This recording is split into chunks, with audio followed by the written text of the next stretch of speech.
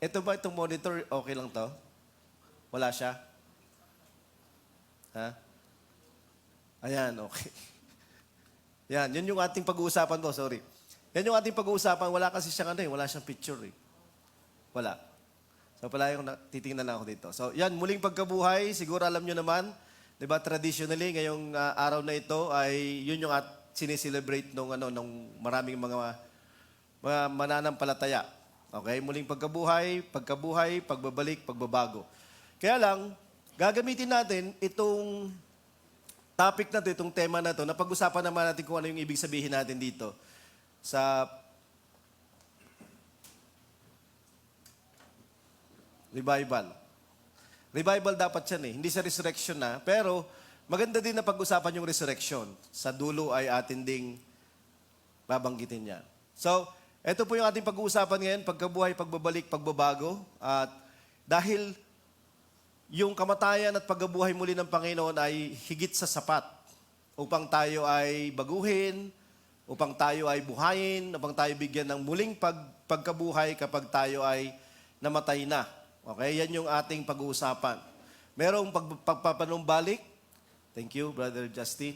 Merong pagpapanauli, di ba, sa ginawa ng Panginoong Hesus sa atin. At yun po yung ating pag-uusapan in general dito sa topic natin na ito. Punta na tayo kaagad kasi tatlong division. Pagpapanumbalik. Okay, under this, pag-uusapan natin sa pagkabuhay muli. Yung term kasi na pagkabuhay muli sa Tagalog, pwede siyang mag-mean sa English na revival or resurrection. Kaya lang magkaiba talaga yun eh, yung revival sa resurrection sa Tagalog dapat, di ba? Kasi magkaibang meaning yun eh. Kaya lang sa atin, sa Tagalog, iisa lang na term yung ginagamit, pagkabuhay muli. So, hindi natin gustong sabihin ngayon yung pagkabuhay muli na bibigyan na tayo ng bagong katawan, hindi na tayo mamamatay. Katulad ng nangyari kay Jesus Christ, di ba? Nung namatay siya, nalibing ng 3 araw, tapos nabuhay siya ulit, at kailanman na hindi na siya mamamatay pa. Hindi yun yung pag-uusapan natin dito. Hindi resurrection na pagkabuhay muli, kundi revival. Revival. Parang resuscitation siya. Okay? CPR. Kapag nahimatay yung tao, tapos i-revive siya, parang ganon. Pero, titingnan natin siya sa yung term na to sa context ng Christianity. At ito kasi mahalaga, lalong-lalo na sa ating pinag-uusapan. Di ba simula nung December, yung tungkol sa evangelism na gagawin natin. Okay, kasi kapag hindi tayo revive, di ba paano tayo mag-evangelize? Kapag wala sa atin yung buhay, hindi talaga siya napapakinabangan, hindi talaga siya nasa atin, buhay na buhay tayo sa buhay ng Panginoon, paano natin mai-share yung buhay na ito? So, kung ito ay nawawala, kung ito ay hindi na katulad nung dati, di ba nung nagsimula tayo sa Panginoon, nung tayo ay katatanggap lang ng Holy Spirit, lalong-lalo na. Diba? Kasi sa baptism, medyo ano pa yan eh. Medyo excited ka lang dyan. Pero kapag nakareceive ka ng Holy Spirit, kakaiba yun. Diba? Tapos nag-speak in languages ka. Kakaiba yun. Very powerful talaga yun. Alam mo na mayroong nangyari at alam mo na miracle siya. Diba? At tapos yung miracle na to, pwede nating isipin na bakit parang nawawala na siya pag humaba na yung panahon, o kaya naman lumipas na yung panahon. Hindi nawawala yung speaking in tongues at yung Holy Spirit. Kaya lang yung unang-unang naranasan natin, naningas, yung unang-unang naranasan natin na saya. Okay? At pwedeng ma-stuck ka dun sa kalagayan na gano'n. At iisipin natin na yun na yung routine at yun na yung normal. Okay? So, meron bang pagpapanumbalik nun? Pwede ba siyang ibalik? Ito yung pag-uusapan natin. Sa Isaiah 57 verse 15. Bukod doon, okay, para doon sa mga tao naman na naghahanap ng tungkol sa kaligtasan, meron din. Meron ding pagpapanumbalik, meron ding pagkabuhay muli. Sa Isaiah 57 verse 15, dito muna tayo. Sapagkat ganito ang sabi ng mataas at matayog na tumatahan sa walang hanggan, na ang pangalan ay banal, ibig sabihin si God. Okay, the Holy or the Holy One. Ako'y naninirahan sa mataas at banal na dako. Gayon din sa may pagsisisi at mapagpakumbabang puso o loob, upang buhayin ang loob ng mapagpakumbaba at upang buhayin ang puso ng may pagsisisi. So nandito si God, nakatira siya sa matayog at mataas, ibig sabihin sa heaven, di ba? Higher than the earth, di ba? Yung tahanan ng Panginoon. Kaya lang, siya ay naninirahan din daw sa mga lowly, sa mga humble na mga tao. Lalong-lalo na, they are humble enough to admit their sin sa Diyos. Diba? At hindi siya madali. Diba? Yun daw nga yung isa sa pinakamahirap na gawin, diba? Yung mag-sorry ka sa tao. Masigit pa kay God. Diba? So, pero nakatira siya doon. I-revive niya yung taong lowly at i-revive niya yung taong nagsisisi. Tapos titira siya sa kanila. Okay, yun yung kanyang sinasabi. So, mayroong revival na nagagaling sa Panginoon kapag sa palagay natin, yung buhay natin ay routinary na. Yung buhay natin ay boring, yung Christianity natin ay, ito lang ba yung ikinamatay ni Jesus Christ na Christianity? Ito lang ba yung meron yung God para sa akin? Di ba? Yung ganun lang, excited sa attendance, ganun lang, wala nang iba pa. Kasi kapag babasahin mo yung Christianity sa Bible, very powerful yun. Hindi lamang siya message, hindi lamang siya life. Di ba? Isa siyang phenomena, yung Christianity. Okay? Nakakapagpabago talaga siya. At eventually, lahat babaguhin niya sa walang hanggan. Even the world na alam natin ngayon, babaguhin niya isang araw. Pero, nag-i-start yung pagbabago sa individual, sa atin. Okay? At ano ang message sa atin ng pagkabuhay muli? Hindi tayo nagsi-celebrate ng yung usual traditional Easter. Okay? Kasi yun ay traditional, kaya sinasabi yung traditional. Kasi merong mga nandoon na celebration sa Easter na nakilala natin siguro dahil sa tradition natin na hindi siya biblical. Okay? So, kaya hindi natin siya sineselebrate katulad ng madaming mga mananampalataya sa ngayon. Kaya lang, totoong namatay si Jesus Christ. Totoong nabuhay siya ulit. At ano yung meaning nun sa atin?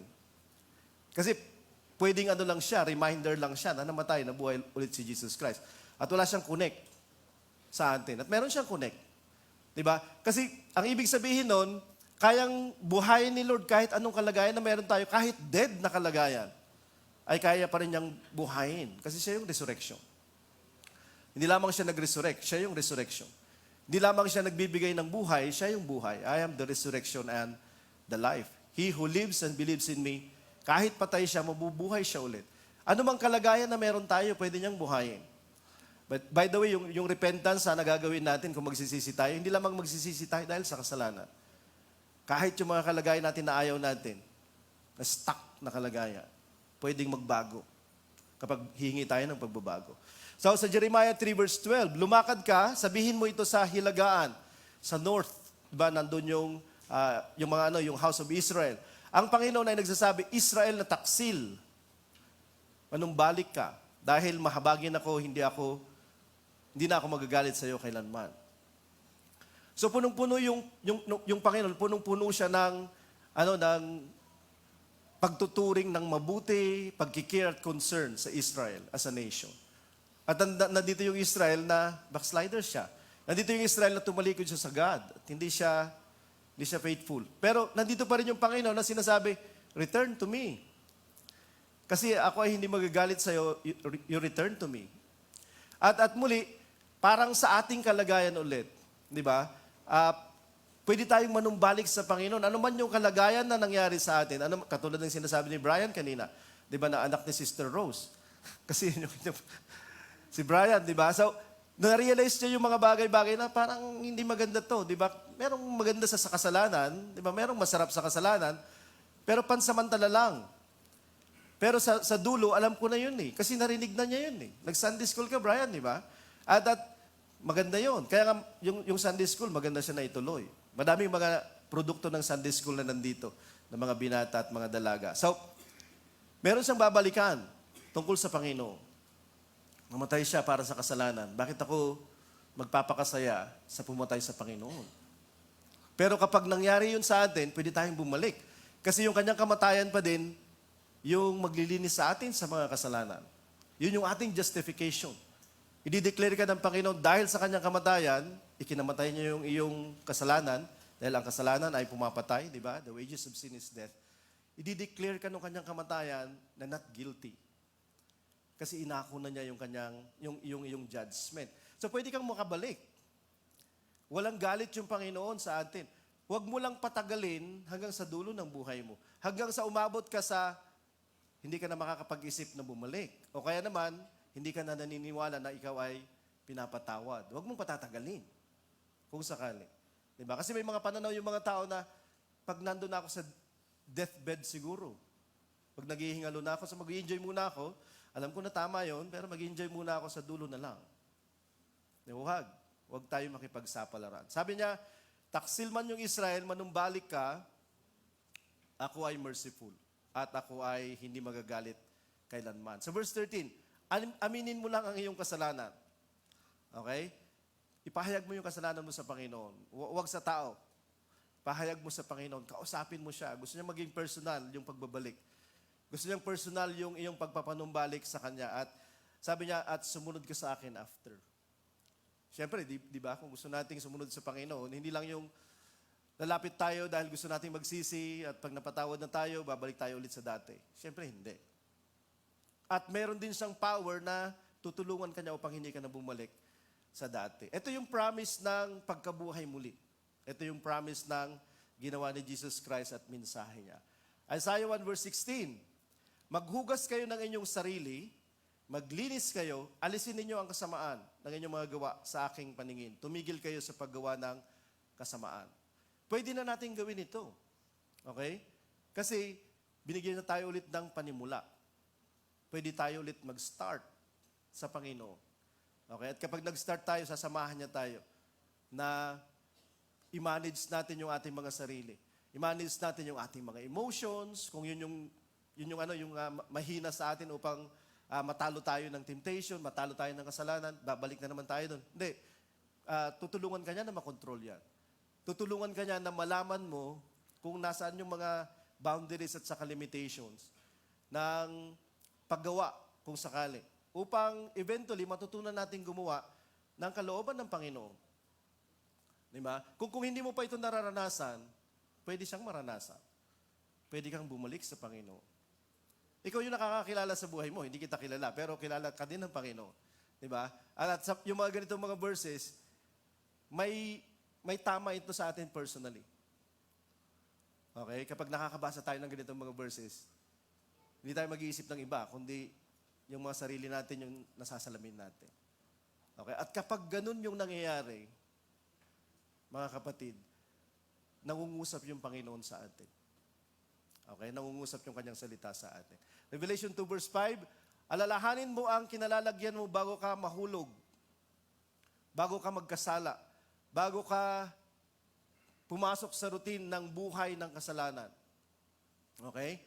Magsisi ka, muli mong gawin ang mga bagay na ginagawa mo nung una. Kung hindi, ito yung warning, pupuntahan kita, tatanggalin ko ang iyong ilawan, wala ka ng ilaw, brownout na, at ito'y kung hindi ka magsisisi. So, totoo na si Lord ay nagpapatawad. Totoo na si Lord ay gusto kanyang manumbalik. Totoo na si Lord gusto kanyang maligtas.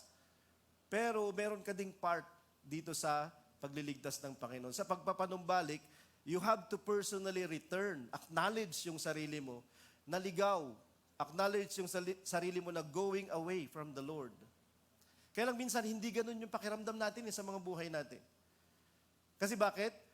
Meron kasi tayong mga comparison. Mga kumpare, di ba? Comparison dun sa ibang mga tao na yan, addict, hindi naman ako katulad niya. Yun, yung manlalasing, hindi naman ako katulad niya. Yun, si Brian, lahat ng substances ginawa niya. Hindi ako katulad ni Brian. As long as iniisip natin na better tayo kaysa sa ibang tao, sa palagay natin, okay lang tayo, good to go eh. Pero, hindi ginamit ng Panginoon yung sino mang tao para maging standard na kung ano yung katanggap-tanggap sa Kanya. Alam mo kung ano yung ginagamit niya? Yung sarili niyang kabanalan. At lahat tayo, hindi na makakaabot to. Kaya nga lahat tayo mga kailangan ng tulong. Lahat tayo mga kailangan ng kaligtasan. Di ba? At si Lord magiging, hindi lamang makapangyarihan sa atin, magiging alluring yung Panginoon sa atin. Magiging kaibig-ibig yung Panginoon sa atin. Magiging makapangyarihan yung Panginoon sa atin. Alalahanin mo yung mga panahon na gumagawa ka ng mabuti. Ikumpara mo yung mga panahon na hindi ka na gumagawa ng mabuti at masama na yung mga ginagawa mo. Ano yung pagkakaiba? Sana wag yung sagot Mas masarap yung paggawa ng masama kasi kaysa nung mabuti yung ginagawa ko. Okay? So, yung kasalanan palaging masarap yun. Kasi kapag hindi masarap yun, hindi mo gagawin yun eh. Hindi tayo mag-i-stay doon. Okay? Kaya lang, saan tayo pupunta? Yung God na kinikilala natin, ano yung palagay niya tungkol sa mga bagay na ito? So, merong chance na binibigay si Lord kahit sa Revelation. Di ba? Binibigay niya ito sa church sa Ephesus. Magsisi ka. O, Ephesus ba ito? Tama, Ephesus. Magsisi ka, sabi niya, gawin mong muli yung ginagawa mo nung una.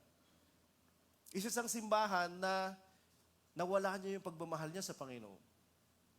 At pinababalik siya ng Panginoon. Imagine, nawala niya yung pagmamahal niya. Hindi necessarily nakagawa siya ng masama out mula dun sa Ten Commandments. Pero nawala niya yung kanyang first love. Itong simbahan na to. At sinasabi ni Lord, magbago ka ng pag-iisip, magsisi ka kasi kapag hindi, wala kang pinagkaiba sa mga tao na gumawa ng mga moral wrongs. Yung nakagawa ng mga masasama ayon sa kanyang laws, sa kanyang commandments. Sabi pa niya, pupuntahan kita, personal. Biruin mo yun. Pinuntahan niya tayo dati, personal. Hindi nung almost 2,000 years ago, nung ibinigay niya sa atin yung Holy Spirit. It was the Lord Jesus Christ who baptized us in the Holy Spirit. Yung water, tao yun, ang nagbabaptize sa atin. Yung Holy Spirit, ministry ni Jesus Christ yun after nung kanyang kamatayan at pagkabuhay muli sa krus. Dalawa yung baptism ng Christian. Actually, tatlo. Yung pangatlo ay persecution at trials. Tinawag din niya na baptism sa Bible. Okay? Pero yung pangalawa, gawain ni Jesus Christ yun. Namatay siya sa krus para sa kapatawaran natin. Okay? Para yung ating kamatayan ay kamatay niya. Pero nabuhay siya ulit upang bautismo niya tayo sa Espiritu Santo upang makapagpatuloy tayo ng buhay na katanggap-tanggap sa Kanya. Kung sakali. Okay? So, kaya lang nawala sila sa giya. Nawala sila sa focus, yung church na to. Alam mo kung paano nawawalan ng love sa Panginoon? Pag matagal ka na. Kasi nagiging routine lahat. Nakasanayan mo na yun eh. At minsan, hindi mo alam kung bakit mo ginagawa. Di ba? Gagawin ko ba ito kasi out of duty? Gagawin ko ba ito kasi may nag-check? Gagawin ko ba ito kasi anong dahilan? Sana yung wag mawala, gagawin ko ito kasi I love the Lord. Ito yung nangyari sa kanila. Ano pa yung nakakawala ng love sa Panginoon? Kapag komportable lahat yung kalagayan. Wala kang trials. Hindi mo iisipin si Lord na mas mahalaga kaysa kapag may trials ka. Nakatutok ka palagi sa Panginoon, di ba? Kinakausap mo siya palagi. Kapag okay lahat, wala na. Di ba?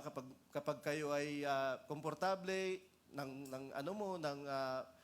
partner mo, ng asawa mo, o kaya kapag okay lahat yung kalagayan mo physically, materially, nakakawala siya ng hindi ko alam kung bakit. Di ba? Pero yun yung temptation sa atin na tumigil.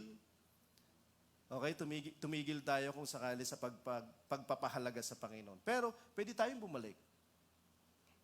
Okay, may mga scriptures na ganito at si Lord ay gusto niya tayong bumalik. So, pwede tayong manumbalik sa Panginoon. Yan yung message ng pagkabuhay muli o revival. Pwede nating balikan yung dati, pwede nating ituloy yung nauna, pwede nating balikan yung dati nating ginagawa. Pwede tayong maging katulad nung dati na malagablab ka, maningas ka, maalab ka sa Panginoon. Huwag lang tayong makinig ng mga ganong mga kwento. We can be that story kung tayo ay manunumbalik sa Panginoon. Kwento din siya ng pagsagip, yung pagpapanumbalik o pagbibigay buhay muli, pagsagip. Kasi kaligtasan itong kwento na to. Okay? Ito yung tinanggap natin at ito yung pwedeng mawala sa atin kung hindi tayo mag-iingat. Okay naman, kapag mananampalataya lang tayo, okay, magandang step na yon. Pero merong kabuuan ng kaligtasan. Karamihan sa atin siguro naniniwala tayo sa Panginoong Hesus. Baka nga tinanggap na natin si Jesus Christ sa mga puso natin. Pero yung kalubusan ng kaligtasan na sinasabi niya, hindi nangangahulugan na nananampalataya tayo ay natanggap na natin yung kabuuan. Diba? I always hate to say, sabi sa James chapter 2, kapag may faith ka lang, tapos wala kang works, hindi ka pwedeng iligtas ng faith na yun. Actually, kahit si Satan, may faith sila eh. The first personalities na nakakilala kay Jesus Christ nung dumating siya rito na siya yung Christ, hindi tao. Demons at saka devils. Yung mga pinapalayas ni Jesus, nakilala nila siya eh. Pero hindi sila nagbabago. Kahit naniniwala sila na siya si Christ, di ba? Hindi sila sumusunod sa Kanya. So, magandang step, di ba, towards sa salvation, towards sa pagliligtas ng Panginoon yung faith. Pero, samahan natin at sahugan natin ng pagsunod, kung sakali. Sa Malakay 4 verse 5, mga nung piniprepare ko ito, iniisip ko kasi na maglagay ng mga events sa Old Testament ng revival. Yun yung nasa isip ko. Okay, so habang nandun kami sa biyahe mula sa norte, yun yung iniisip ko, yun yung aking ipiprepare at yun yung aking ikukwento bukas. Kaya lang, eventually, iba na yung pinuntahan. Pero okay naman yung pinuntahan niya. Dito sa Malakay 4 verse 5, mayroong prophecy dito ng pagdating ulit ni Elijah. Matagal nang patay dito si Elijah. Isa siya sa mga greatest sa mga prophets ng Panginoon sa Old Testament. Di ba yun yung sumakay sa karwahe, yung golden chariot of God, tapos nag-travel siya sa sky. Okay? Yun yung nangyari kay Elijah. So, dito, sinasabi ni Malakay, susuguin sa inyo si Elijah na propeta bago dumating ang dakila at kakilakilabot na kaarawan ng Panginoon. Dadating ulit si Elijah, yun yung sinasabi niya. Bibigay ulit sa inyo si Elijah. Kaya bang gawin ni Lord yun? No, kaya niyang gawin yun. Kaya niya nga tayong i-resurrect isang araw eh. Di ba? Kahit mamatay tayo. Di ba? Katulad ng ginawa niya kay Jesus Christ. Pero, pansinin mo sabi niya, bago dumating yung dakila at kakilakilabot na araw ng Panginoon. Nung dumating si John the Baptist, sabi nila, yan si Elijah. Totoo naman, kasi yung kanyang ginawa ay, si John the Baptist ay para bang ganon. Propeta siya ng Panginoon, ibinalik niya sa pagsunod yung mga tao, yung Israel. Diba? Parang si Elijah. So sa palagay nila, si John the Baptist yung fulfillment nitong Malakay 4 verse 5.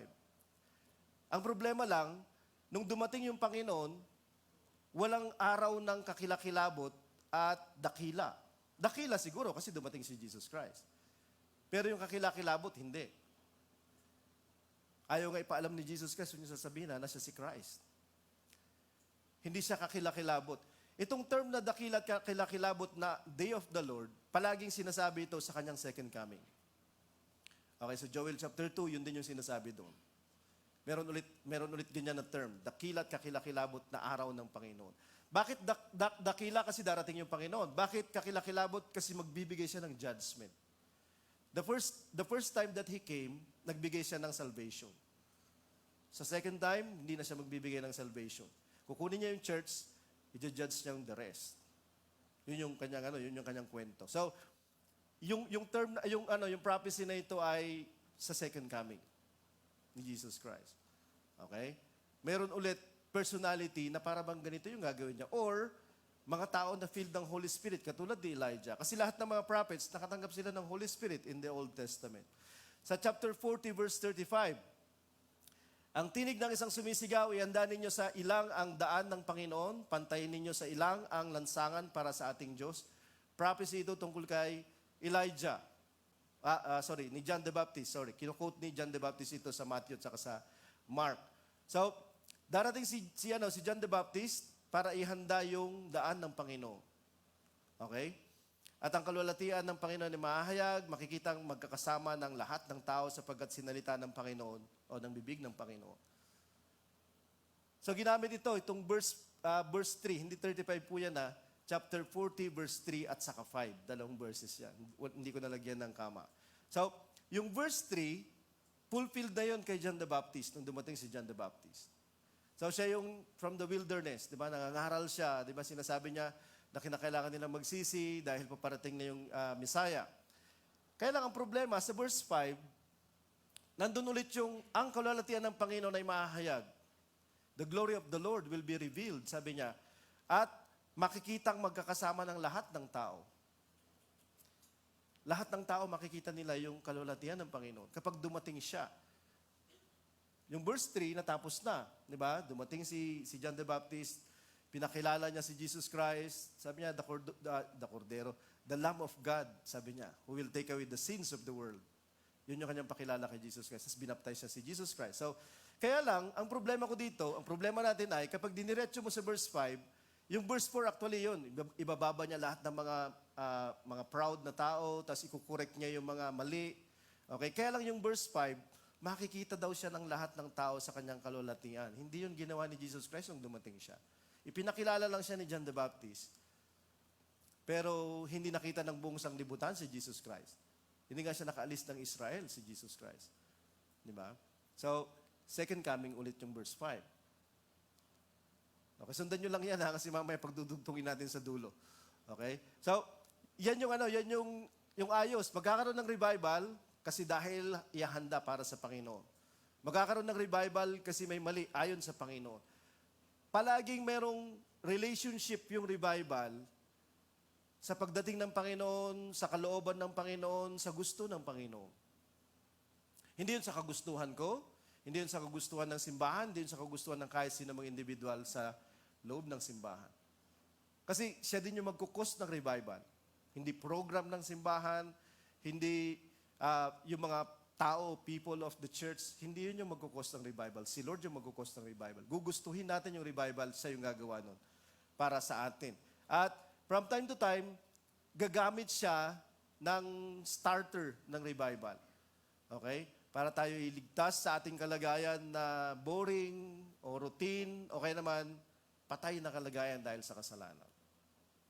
Katulad ng sinasabi niya dito. Yung gusto ko lang puntuhin dito kung bakit sinasabi kong, pero hindi pa natapos tong verse na to, hindi pa ito na-fulfill. Kasi sa dulo, mukhang makakakita tayo ng greatest na pagkilos ng Panginoon bago siya dumating.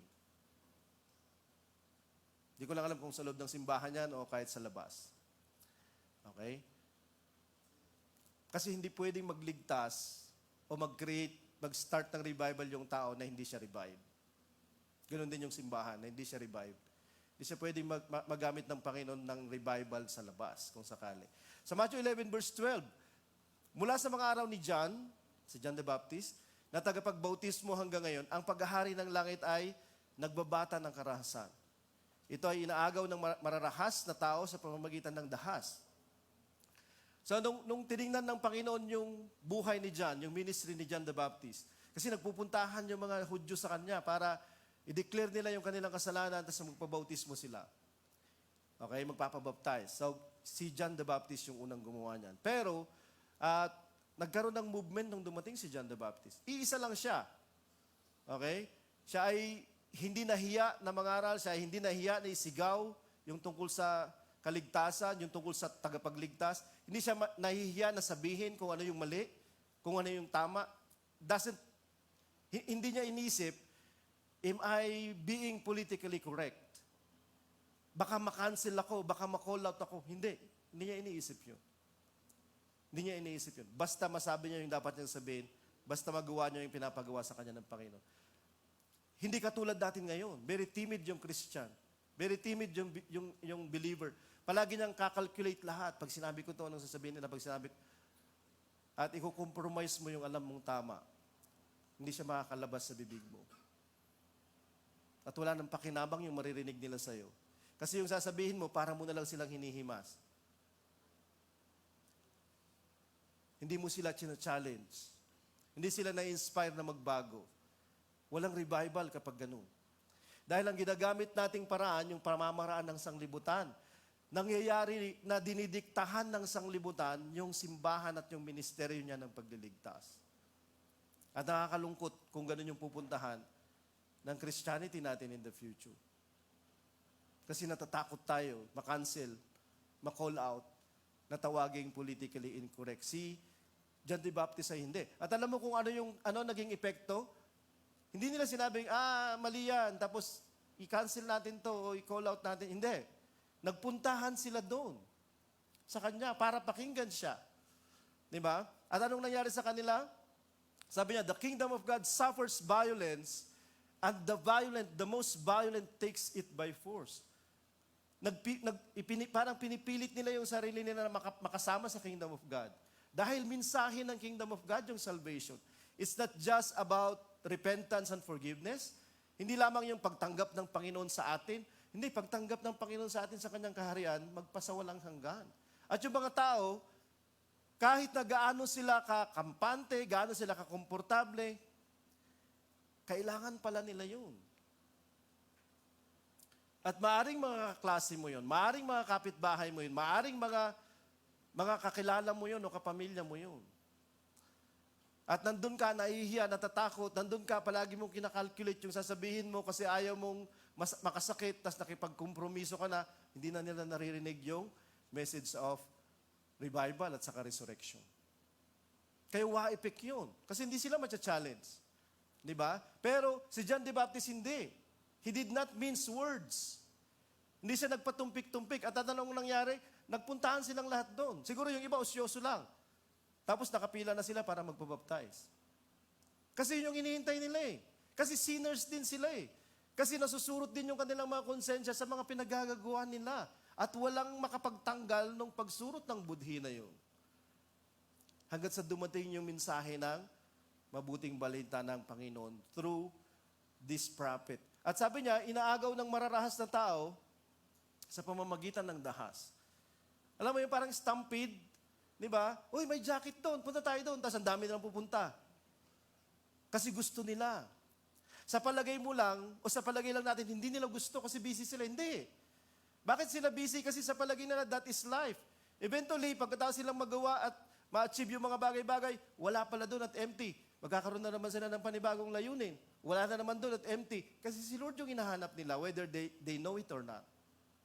Hanggang sa magsalita ka. Hindi ko alam yung scriptures eh. Hindi ko alam yung sasabihin ko eh. Hindi, kwento mo lang. Di ba? Pakinggan mo yung sinasabi ni John the Baptist dito. Wala naman siya masyadong sinasabi. Repent, for the kingdom of God is at hand. Mahirap ba yun? Di ba? Mayroong paparating na kingdom at mayroong paparating na king. Pero, kondisyon na sila kasi mga Hudyo sila eh. Yun na yung inaaral kasi nila, yung pagdating ng Misaya sa kanilang kalagayan, sa kanilang simbahan, sa kanilang temple. Sa Mark 1 verse 4, si Juan ay dumating na nagbabautismo sa ilang. Pinapangaral niya ang bautismo ng pagsisisi para sa kapagpapatawad ng mga kasalanan. Hindi mapapatawad yung kasalanan mo sa paningin ng Panginoon kung hindi ka mag-undergo ng baptism of water. Yung dugo ni Jesus Christ yung naglilinis ng kasalanan. Kaya lang, kanyang ni-require yung mga tao na maglilinis ng kasalanan sa pamamagitan ng ginawa ni Jesus Christ sa krus, ng baptism. Hindi ako yung nagre-require niyan. Okay? So, wala pa dito si Jesus Christ, hindi pa siya namamatay sa krus. Ang baptism is for the forgiveness of sins na sa mga tao nagre-repent. Okay? Wala pa yung Holy Spirit dito. Okay? Pero yan na yung kanilang nare-require kung sakali. Yan lang yung sinisigaw ni Apostle, ni John the Baptist. At dumating sa kanila yung revival. Kasi paglilinis ng kasalanan, pagtanggal ng nakamamatay yun. Sa Acts 2 verse 17, nung dumating na yung Holy Spirit, si Lord ay nagre-raise up na ng maraming mga prophets. Okay? Hindi lamang nagsisave ng maraming kaluluwa si Jesus Christ nung nagbabaptize siya ng Holy Spirit. Pero sinabi dito, nung narinig nila yung speaking in tongues for the first time, Acts 2 verse 4, nagtanong yung mga taong osyoso, bakit nila sinasalita yung mga salita namin? Di ba? Isa lang yung salita nila eh. Galileans lang yung mga yan. Ikunento ni Apostle Peter. Ito na yung pagdating ng Holy Spirit. With that sign. And from then on, yun pa rin yung sign. Hindi siya nawawala. Okay? I-deny man ng mga tao yan. Hindi man lang, pasinungalingan nila, labanan nila, pero nandun sa scriptures to. At sabi ni Peter, ayon kay Joel, ibubuhos ng Panginoon yung kanyang espiritu upang yung mga anak na lalaki at babae ay maging mga prophets, magpapahayag na sila ng salita. Kahit yung mga alipin na lalaki at babae, ganun din, upang sila ay magkaroon ng visions, magkaroon ng, hindi lamang pagkakataon, magkakaroon sila ng responsibility na maging mga prophets of their generation, of their time. Pag filled ka ng Holy Spirit, praise the Lord. Okay? Kasi ikaw ay nakatanggap ng buhay mula sa Panginoon, pero ministry din siya at the same time. Magiging katulad ka ni Elijah, magiging katulad ka ni John the Baptist sa panahon na meron ka. Pero magiging matapang ka ba? Nasusunod sa Panginoon. O hindi nila kilala kung sino ka, kung ano yung paniniwala mo. Dahil hindi ka naman nagsasalita. Di ba? Mag-pray nga sa harapan nila, nahihiya ka kasi baka sabihin nila bigoted ako or baka sabihin nila ganito, ganyan. Hindi ka pa nag-i-start di ba? Pero yun yung dahilan kung bakit. Pipil tayo ng Holy Spirit kasi nagre-raise up siya ng new prophets of the modern times. Kasi bakit? Napakarami daw mga bulaong propeta sa mga huling araw. At mas papakinggan sila ng mga tao sa mga huling araw. Yun yung dahilan kung bakit sa mga huling araw ibubuhos ng Panginoon yung kanyang Holy Spirit. Para siguro i-counter siya sa counter movement para sa false prophets at saka false or erroneous na doctrine. Sa verse 18, sa mga araw na yon, ibubuhos ko ang aking espiritu sa aliping lalaki at aliping babae. So, mga mayayaman at mga mahihirap. Yung estado na mataas, yung estado na mababa. Kasi mga children nito at saka mga servants, yung kanyang bibigyan, wala na silang pagkakaiba. Hindi ito dahil sa status sa lipunan, hindi ito dahil sa pinag-aralan, hindi ito dahil sa pera sa bangko, kaya may bangko ka ba, di ba kung sakali? Wala, hindi na yun yung titingnan ng Panginoon. Bubuhusan niya silang lahat at available ito sa lahat ng tao. At hindi ito naririnig. Di ba? Kaya yung Christianity na nire-represent ng Christian Church, ng Christianity ngayon, wala na. Hindi na siya katulad ng dati. Imbis na nagtatakbuhan yung mga tao para lumapit, nagtatakbuhan sila para, ako yan, hihingan ka ng pera niyan. Di ba? O kaya ganito, ganyan. Kasi napakaraming kung ano-anong mga hindi himala yung pinag-uusapan tungkol sa church. Ano yung pinag-uusapan? Mga controversies. Yung mga sikat na mga churches, di ba? Punong-puno sila ng controversies. Yun na yung pinag-uusapan tungkol sa Christianity. Wala na si Jesus. Wala na yung kanyang magagawa. Dahil pinayagan ng mga mangangaral at ng mga simbahan na huwag papasukin yung the third person ng Godhead. Hindi sa church kasi nasa lahat siya ng dako, sa buhay na personal ng mga tao. Receive the Holy Spirit. It's the Holy Spirit time hanggat sa bumalik ulit si Jesus Christ. Hanggat hindi pa siya bumabalik, yung Holy Spirit yung pwede nating tanggapin. Of course, tatanggapin natin si Jesus. Siya yung Savior natin Pero yun lang ang isang step. Ang pangalawang step is tanggapin natin yung Holy Spirit na sinabi ni Jesus na tatanggapin din natin. Hanggat sa pagdating niya. Yung Holy Spirit ay mahalaga. Kasing halaga siya ni Jesus Christ sa function ng simbahan, sa buhay ng Christian, hanggat dumating si Jesus Christ. Hindi natin magagawa ito kung wala yung Holy Spirit. Okay? So, hindi natin magagawa siya. Yung pagpapanumbalik, pagsagip, at pagpapanauli. Hindi ko lang alam kung naiintindihan nyo yung mga Tagalog na to Conversion. Iko-convert ka niya ulit. Ibabalik niya yung nawala sa'yo. Ibabalik ka niya sa kung nasaan ka dati, tapos nawala ka doon, ibabalik ka niya doon. So, yun yung ibig sabihin niyan. Colossians 1, 28-29. Bibilisan na natin. Siya ang aming pinapahayag. Yung message ng ating gospel, si Jesus Christ. Binibigyan namin ng babala at tinuturuan ng bawat tao ng lahat ng karunungan upang maiharap naming sakdal ng bawat tao kay Kristo Jesus. Yan yung sinasabi ni Apostle Paul. Yan yung ministry ng simbahan, di ba, ng church. Dahil dito, nagpapagal din ako at nagsisikap ayon sa kanyang paggawa na gumagawag may kapangyarihan sa akin. Yung ministry ni Apostle Paul. Okay? Yun din yung ministry nating lahat. Siguro, not to the degree ng kung ano yung naabot ni Apostle Paul. Pero gaano man kaliit, di ba, yung mundo ng ating wiwitnessan, yung mundo ng ating imiminister, ganun pa din yung effect. Kasi nagliligtas ka para sa walang hanggan ng mga tao. At ang sinasabi ni Apostle Paul, nagpapatuloy kaming nagtuturo at nagbababala. Kasi bakit? Pwede silang bumalik sa dati. Yung kung saan sila kinuha ng Panginoon. Pwede silang bumalik sa dati na pag-uugali. Pwede silang bumalik sa dati. At kinakailangan na naman silang buhayin ulit. I-revive, di ba sabi niya? At sabi niya, kinakailangan mayaharap natin silang sakdal at kinakailangan nating magpursigi, kinakailangan nating mag-exert ng extra effort. Hindi lamang mapangaralan sila at maturuan the first time and that's it. Magpapatuloy siya. Okay? Naalala ko nung masave din ako, ganoon. May religion ako before ako masave. 1992 yun. Makarating ako dito sa church. So, hindi pa ganito to. Ito ay, kahoy pa to. Binubunot namin ito kapag Sabado. Okay? Makinang na makinang yan. Pwede kang madulas. Dito ako na-save. Diyan, sa part na yan. Nandyan yung power, Brother Ray Samong. Diyan, banda yan. Diyan ako nakaupo. Kasama nung nagdala sa akin. Nung nag-speaking in tongues na silang lahat, tinitingnan ko na yung pintuan.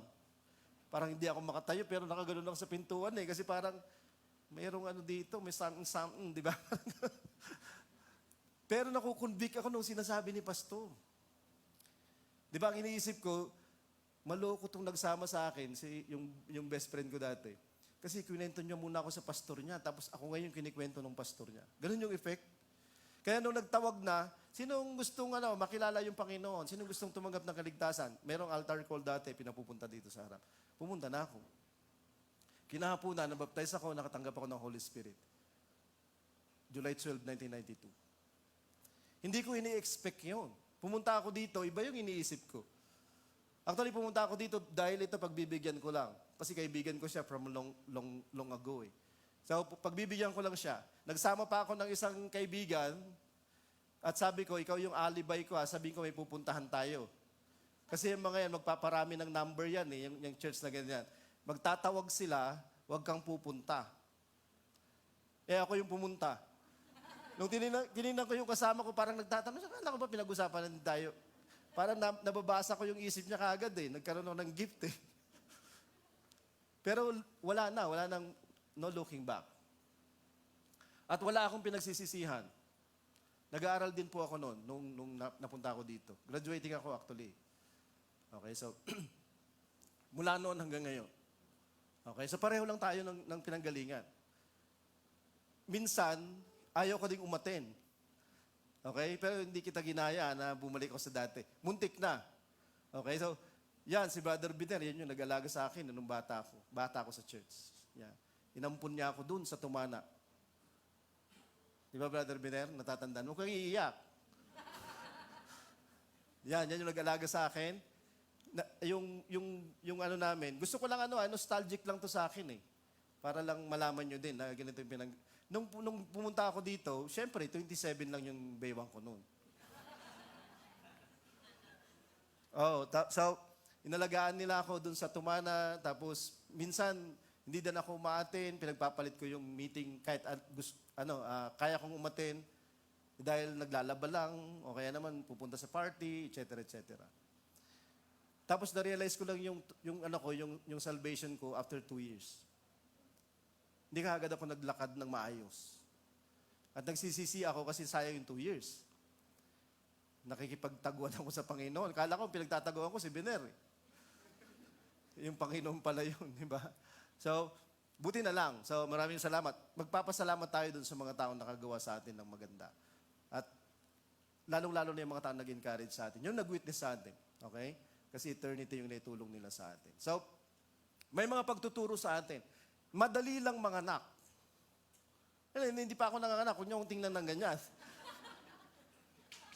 Sabi nila, yung mga babae, madali lang. Okay? Ang mahirap daw is mag-alaga. Tama? Okay, correct nyo ako kasi wala akong karanasan dyan. At wala akong plano wala akong future plans. Kahit sa eternity. Yung pag-aalaga, yung mahirap. Kasi ipapalo up mo ipapalo up yun eh. Di ba? So, palalakihin mo na siya, ayun dun sa stature, sa health, etc., nang nararapat, hindi na siya madali.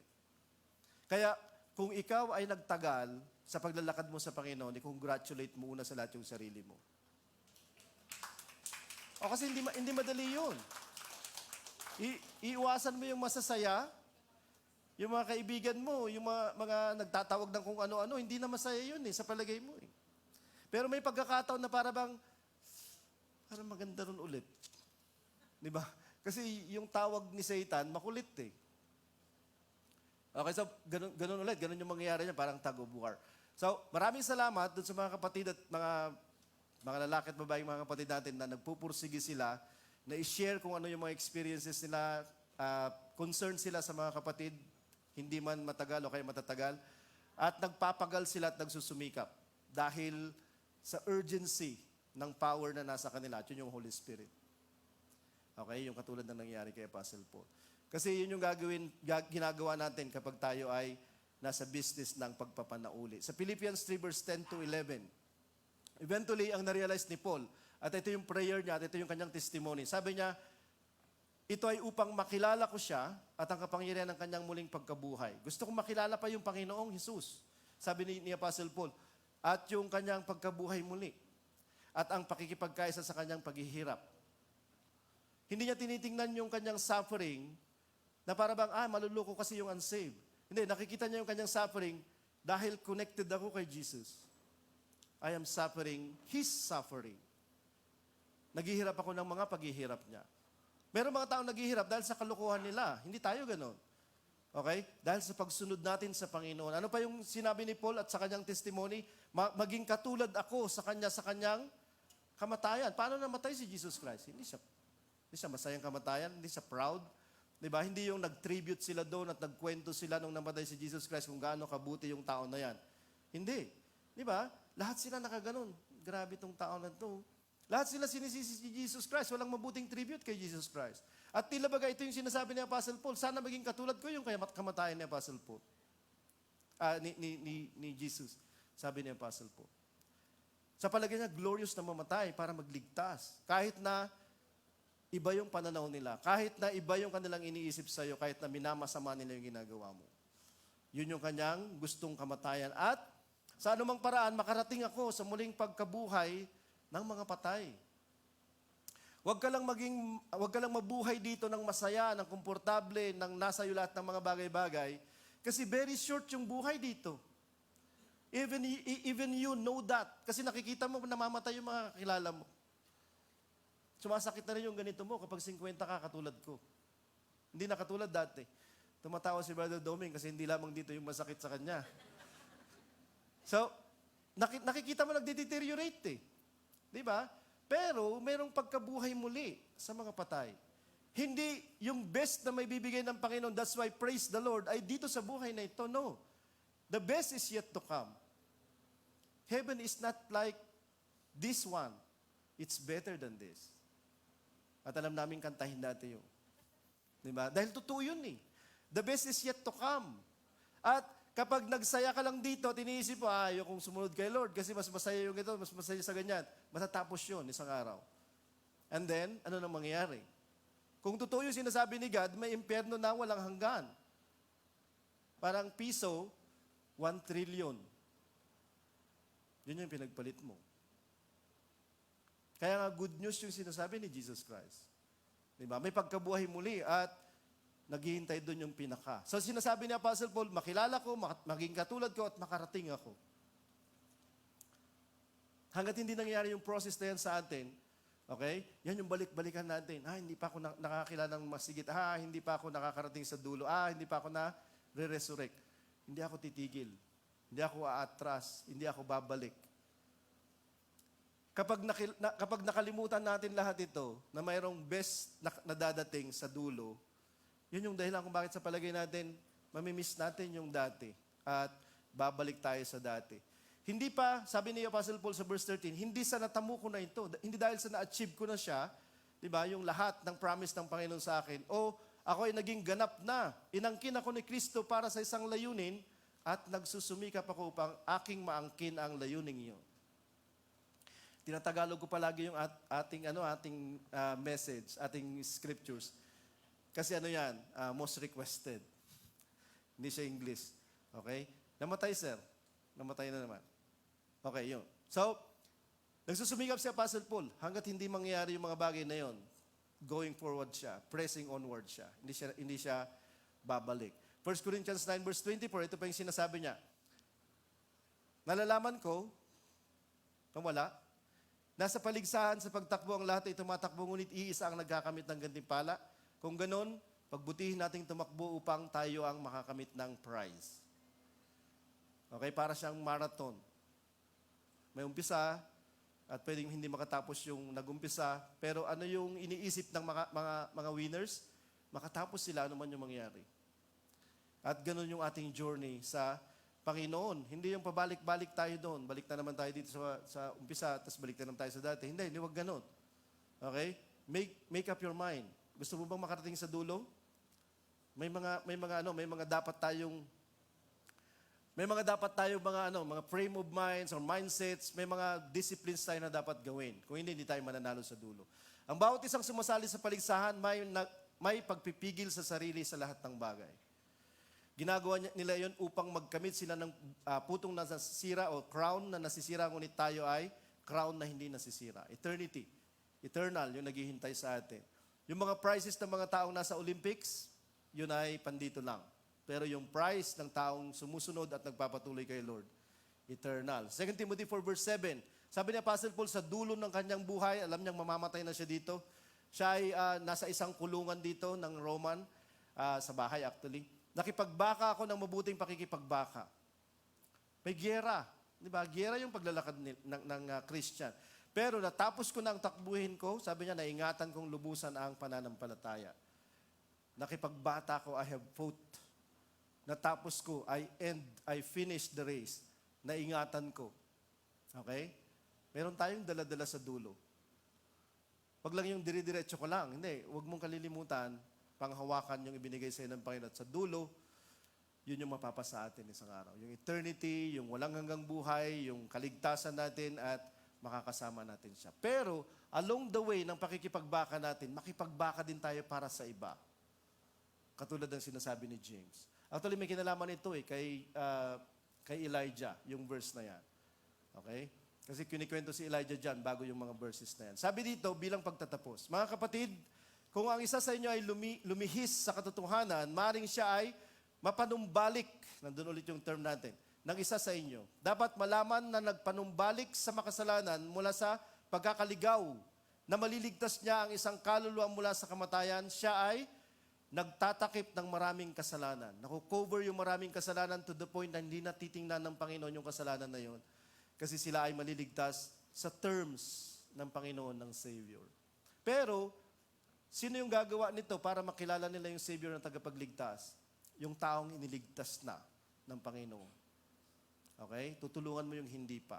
O kaya naman yung kapatid mo na gustong bumalik, tutulungan mo para